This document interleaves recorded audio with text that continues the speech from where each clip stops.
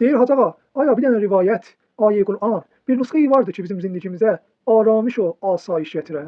Bəli, bir dənə yolu vardı.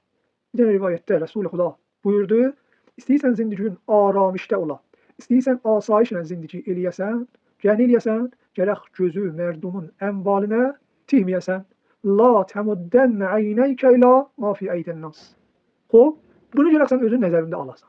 Bəd buyurdu, fəmən məddəhu talə huznu. Hər kim onun bunun malında gözü olsa, hüznü ənduhi çox tulani olacaq. Və ləm yeşfə qayzo. Və bunun da əsəbaniyyəti, ateşi dərunisi xamuş olmayacaq. Özündən yuxarıya baxır. Və nə eləyək gərək?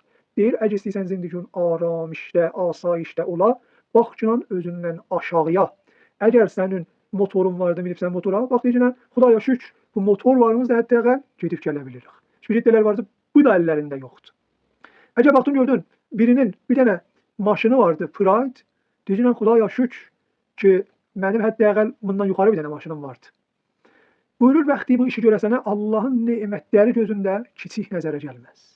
Amma ki, bərəks ola, özündən yuxarılara baxsın, Allahın nemətləri sənin gözündə kiçik olacaq və Allaha kəm şükür eləyəcəksən. Fənzur ilə mən huvə dunək.